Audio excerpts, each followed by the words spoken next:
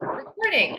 Thank you guys so much for hopping on live. I've been excited about this call since the Superstar Surge. I don't know if you guys were able to hop on. It actually filled to capacity before the call was even able to begin. So if you weren't able to watch it, it was Sunday night. And the recording is available. So I linked the event page that it was run in our team page. And you can join the event and watch the recording, but it was pretty amazing. And I mean, I loved it. But one of my favorite aspects of it was when Bonnie Engel, who's one of the top coaches in the network, started talking about sharing stories.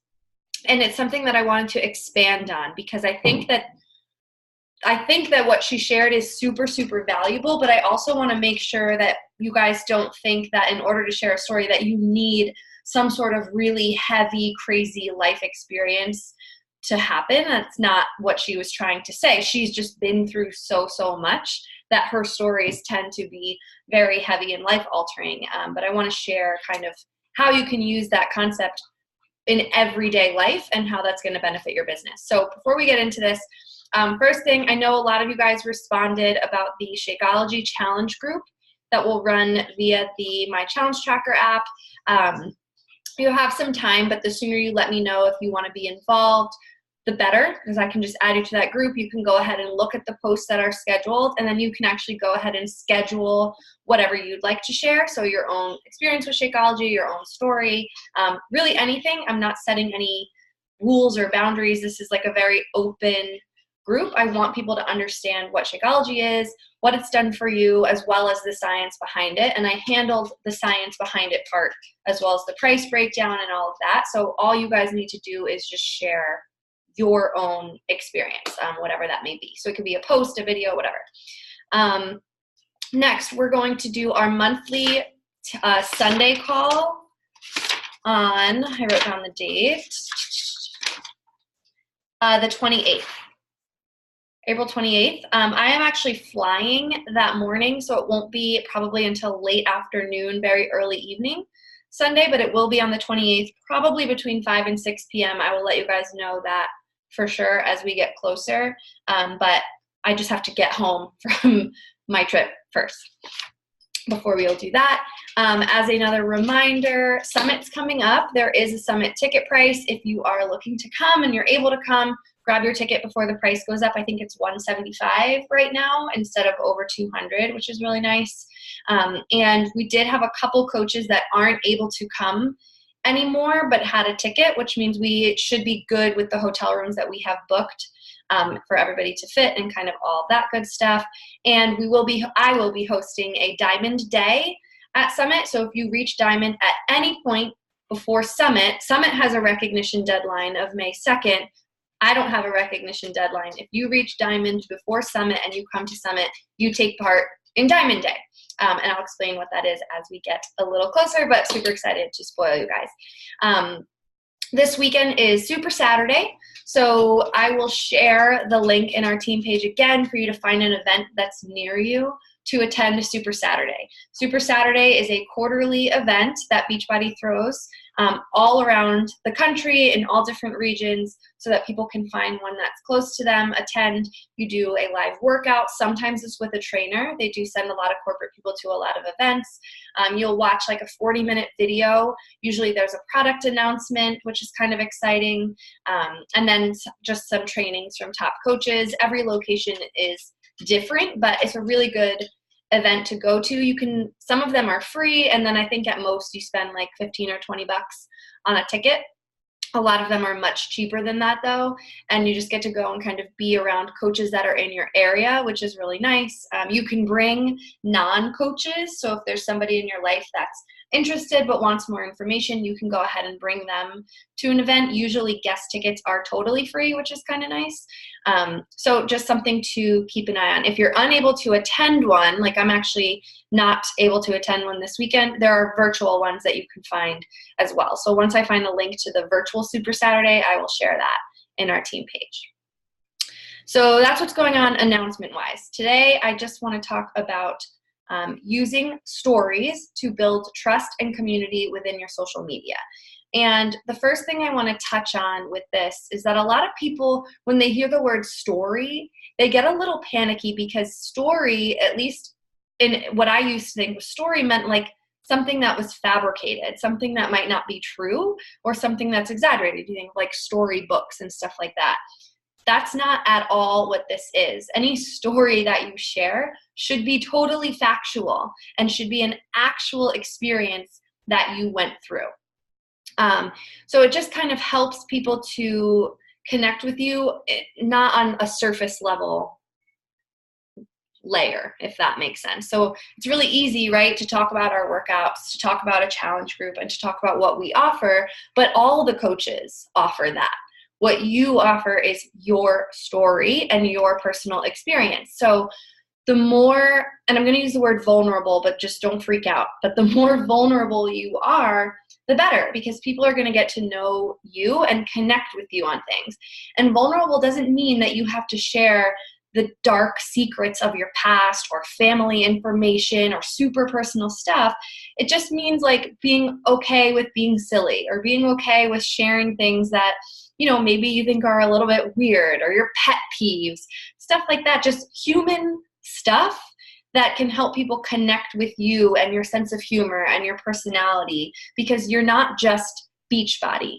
Beachbody is just something that you added into your life. And what's going to connect people to you is really everything other than Beachbody. Does that make sense so far? Okay. So the reason I say you need to be vulnerable and let people in is because we're asking people to join us on something that's really vulnerable and personal. Fitness and health and weight loss and mental change, that stuff is challenging, it's very vulnerable, and it's a really personal experience for each person. So if you're asking somebody to be vulnerable and trust you with their before photos, or trust you with motivating them to work out, or trust you to hold them accountable, or trust you to invest in a challenge pack with you, you better give them a reason to trust you. And the way that you get people to trust you is by sharing who you are. That's kind of the beauty of social media. A lot of people give it a bad rep because people share everything on social media. And yeah, that's true. But part of that is part of this job. It's helping people to get to know you. So you need to be vulnerable first to give people permission to then be vulnerable with you. So your stories need to be true and specific to you. That being said, if a teammate shares a story that you really find motivating, or that really resonates with you, or that hits you in some way, ask that teammate if you can share that story. Because it's okay to use other people's stories, one, as long as you have permission. You're not just grabbing people's details and sharing them. But two, if it hits you or affects you in some way, don't just share the story and copy their post word for word. Share their story and then share why it impacted you, or what it made you think of, or how you related to it. Okay, so I want you to share your own stories, but also realize that as a team, we have each other's stories to play off as well. All right. So we kind of touched on this. Stories don't need to be crazy or tragic or super deep, but share a story the way that you would if you were just having a drink with your best friend and talking about your day. So I want you to, when you're writing out a caption, speak, like type how you would speak. A lot of people try to create these captions that are, you know, extra deep, and they have all this different language, and they're pulling from the style of the personal development book that they're reading. But write how you would speak. I want you to pretend that every time you put up a post or put up a story, that you're sitting across from your best friend and saying that, whatever you're writing, to your friend. So it's okay to use like slang. It's okay to type like if you say like a lot. I say like a lot. I need to actually work on that. But it's okay to type or to put in dot, dot, dots or commas or stuff if you would pause naturally speaking, even if it's not necessarily 100% grammatically correct. You want people to read it and feel like they're having a conversation with you. So that's a huge piece of this, is just writing how you would speak. And it helps to read your captions out loud after you write them, or to tell the story or whatever it is you want to post, either to your reflection in the mirror or to somebody first, so that you can then write it out that way. Use the language, use your cadence, speak how you would speak, write how you would speak, and then tie the business into your stories. So today, actually, I put up a post that was talking about personal development, and I tied it into my business because before I started coaching, or before I even knew that personal development was something different than like a self-help book, I would see people who had confidence and who were building businesses or who were traveling or speaking their mind, and I would be jealous because when I was younger, I was kind of a what's it called? Like a pushover. Like people could walk all over me and I would just go with the flow. They'd say, I don't want to do that. And I'd say, okay, sure, whatever you want to do. But I would kind of always hate that about myself because I ended up doing a million things I didn't want to do. And it was personal development that helped me realize that the people with confidence, some people are just born that way, but most people work at it. Most people are finding something that they want and then figuring out a way to get that. And so I shared that in my post, how I used to feel, how personal development changed it, and then how it's impacted not just myself and my family, but also given me the ability to build a team and to connect with all of you. So you can tie your business into your stories without it being a blatant call to action. I didn't ask people to coach with me. I didn't ask people to sign up. I didn't ask people to even look at anything. I just shared that because I learned this, I was able to become this and to do this. Does that kind of make sense? Okay. Before you put up a post, and this is something I loved that Bonnie said on the call, ask if the post will evoke one of three things. One, dopamine. So dopamine is what makes us feel really focused or motivated or charged up. So are you pumping people up and making them feel your energy? This usually happens with a story that you are speaking. So a video, for example, or your IG stories. It's hard to evoke that, possible, but hard to evoke that in text because you really want people to feel the energy coming off of you. The second one is oxytocin, which is what makes people feel empathy towards you, relate to what you're going through, connected to you. It promotes feelings of trust because that's that vulnerability, right? So ask if it's promoting feelings like that, or is it promoting endorphins? Is it entertaining? Is it silly? Is it making people laugh? Is it making them smile? This is really done well with puppy pictures or videos or funny memes, which are okay to share, by the way. So those are kind of the three things that you really want to evoke feelings of to get people to connect with you on an emotional level and not a surface level. All right, so you can mix up, obviously, the type of stories that you're telling. So some might be more serious, some might be more silly, some might be, we'll get into kind of what stories can be about, but mix up the types of stories that you're telling and mix up where you're telling them. I want you to speak on your Instagram stories. It's a process, so you'll get yourself comfortable with it. So if at first you want to just post pictures or clips without you talking, that's fine. The most important thing is to get started, but make sure you set a goal of speaking on your Instagram stories because people need to hear your voice and see your face to connect with you. So your post can be a call to action, not about your business, just to promote engagement, asking people to vote in a poll, even if it's about like what grocery store to shop at or what outfit to wear, something, just to promote engagement. You can ask people to comment, their favorite anything. You know what I'm saying? So a call to action that asks your followers to do something but isn't connected to your business. That's a really great way to end a story. Your stories can be breadcrumbs. So if you go back in my feed, not today, but yesterday, I did a post about this business that, again, didn't have a call to action, but kind of breadcrumbed why I love this business and why I love doing what I do. The same thing can be with your challenge group. Breadcrumb, talking about the results that you've gotten, physical or mental, from the workouts that you're doing. And then you're just sharing this information in a story that's personal to you, again, without inviting people right in that post. Then you are going to have call to actions where you're asking people to reach out to you if they're interested in information, or you're asking people to vote in a poll if they want information on coaching. So you want all those types of posts. It's not just one or another, it's all of them. That's why there's 7 days in a week, 7 different days to post, all different kinds of posts. But regardless of what you're posting, you need to be sharing personal stories each day. Okay, where do you find stories? Because I find that this is where most people get stuck, because we all have really boring days, right? Some days you just wake up, you work out, you go to work, you come home, you go to sleep, and that's life sometimes. But that's also life for everybody else sometimes. So there are stories in that. So where can you find stories in your own life?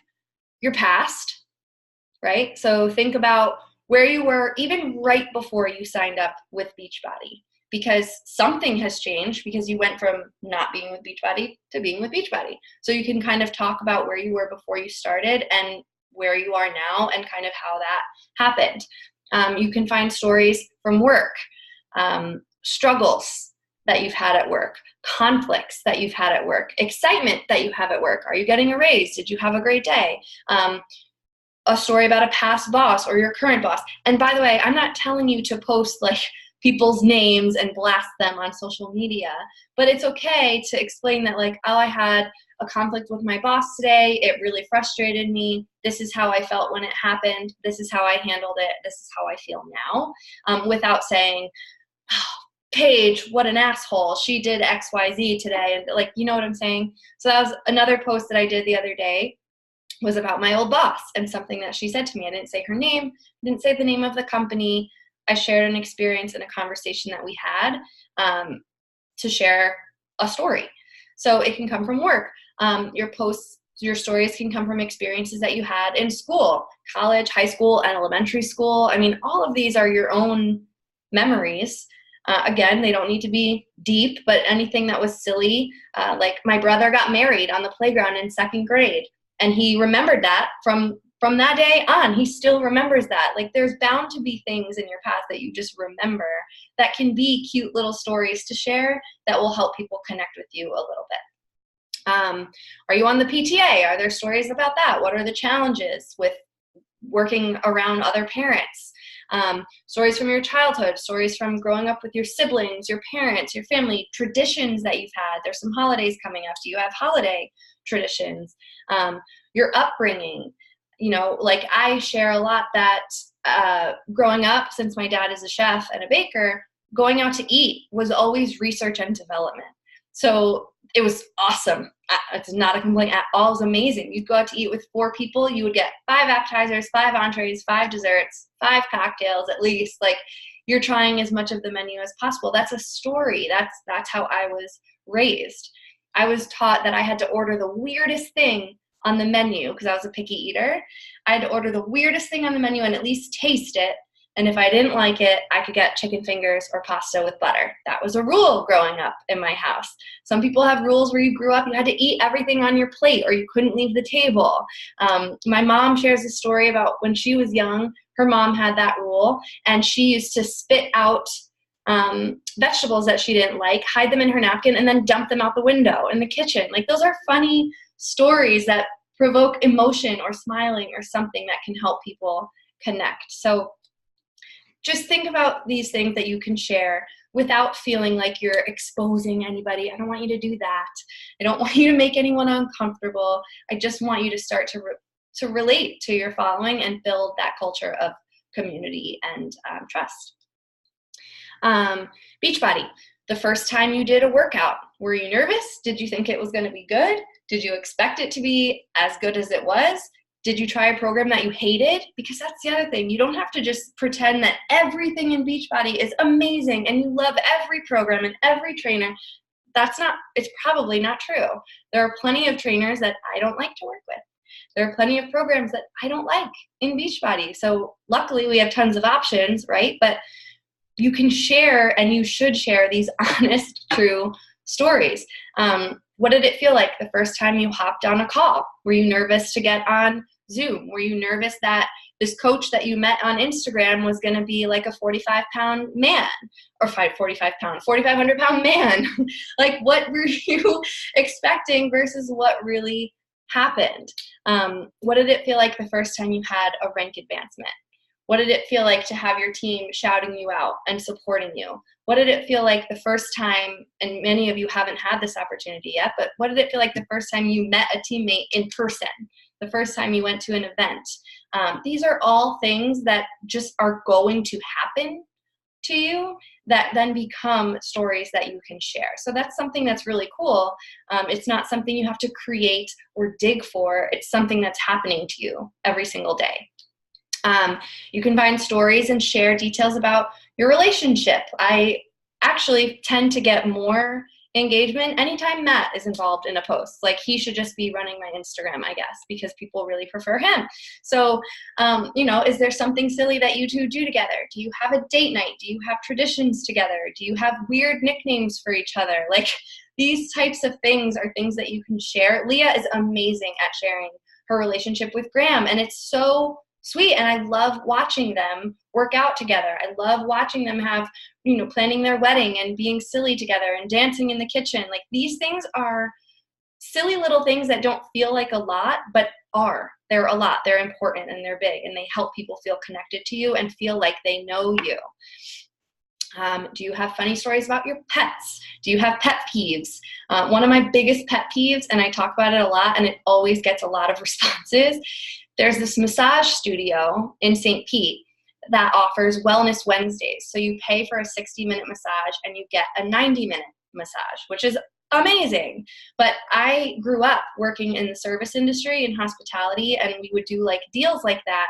And then people don't tip on what the cost should be. They tip on the discounted price, and they gyp these people, and it drives me crazy. And I always talk about it, and it always gets so many responses. It has nothing to do with Beachbody, has nothing to do with my business. It's something that drives me crazy, and I always talk about it, and people always respond. That's building engagement with my followers. It's helping them get to know me. I have a couple more examples, but basically, I feel like I just gave you a ton. I don't want to talk your ears off about my stories, but I'm hoping that helped give you guys some ideas on how this doesn't have to be crazy deep or sad or anything like that. And I know Bonnie has been through a lot, so some of the examples that she gave aired towards that, and there's nothing wrong with that at all. If you're willing to share something serious like that happened in your life, and it's okay, and it's your story to share, by all means do that. But I'm telling you that you don't have to have some crazy huge experience to share in order for this to work. It's really just about connection and getting people to know who you are and to relate to your personality. Because remember, you can get Beachbody anywhere. People want to work with you. Cool. How are we doing on time? Oh, so good. 5 minutes early. Does anyone have any questions or feedback? I was horrified you were going to be a 450-pound man. Well, hey, you never know. It's the internet, the interwebs. Super scary stuff. Do you think it could be helpful? And at least it gives you content, right? If you can't think of what to post, just run through your day from the day before and share something from that.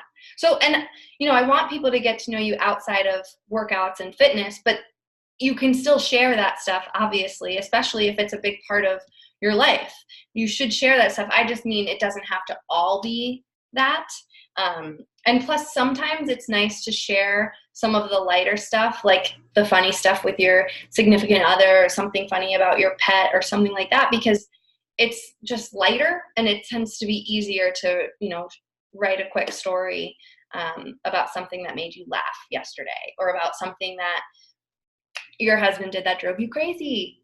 People really like that too. It's like anything that you can talk about in a relationship, people love.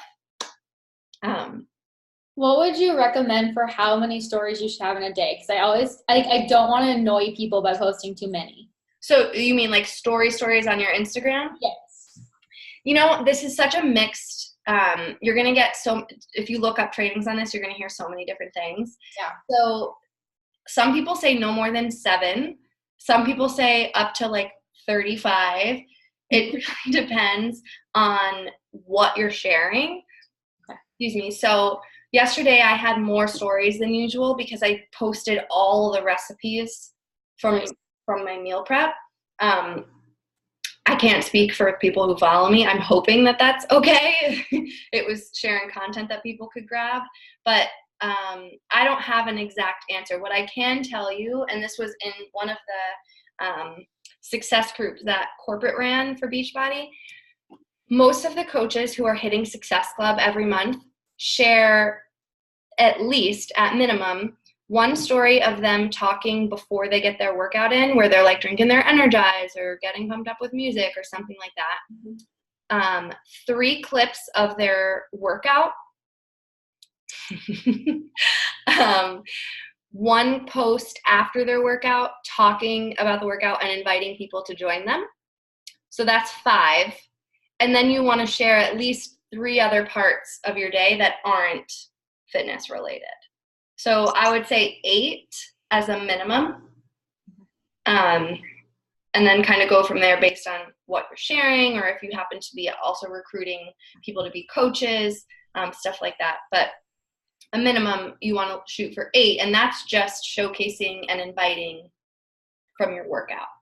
Cool. Because I was just curious, because sometimes one of my stories, like this, like sparked one of my favorite stories when I was a kid. Like my dad would throw a snake, and it almost like wrapped around my head. Like it was terrifying. What?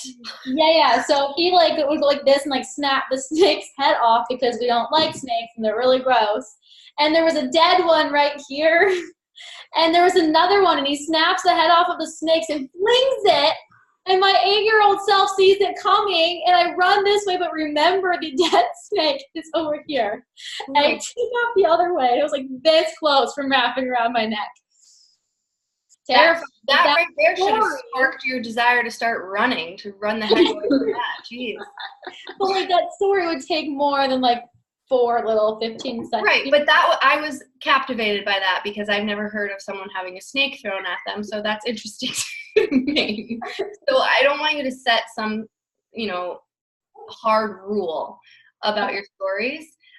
But you on your account, you can see, okay, today I posted a lot of stories, and in the beginning a ton of people were watching, and then it really tapered off towards the end. Maybe that was too many, and kind of just feel it out. Because your followers are different than my followers, and you're sharing, different stuff. So you kind of want to just play around with it. But I wouldn't worry about setting kind of a hard rule about it. Okay. Thank you. Yeah. Snakes, my gosh. Anything else?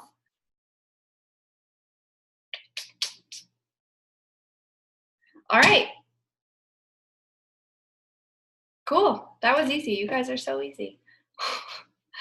What's the date? The 9th.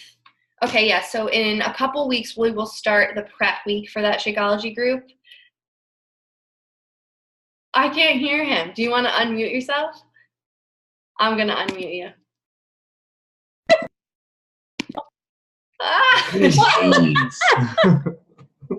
What did he say? If you need entertainment for anything. I want a t-shirt. Sure. What t-shirt? Huh? I want a Beachbody t-shirt. You one. I need a new cutoff. Okay. Yeah. He should be on me for a t-shirt. I've seen him on your stories before. He's crazy goofy. I'm wearing a competition t-shirt. Tell him if he does a program and sends in his pictures, he'll get one for free. We've got some good ones. He lost 40 it. pounds. Listen, I'm gonna challenge you. I'm gonna sign up and I'm gonna beat you in sales.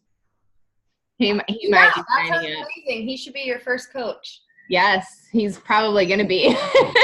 Just get him on the board. Love it. Yeah. That was my first coach too.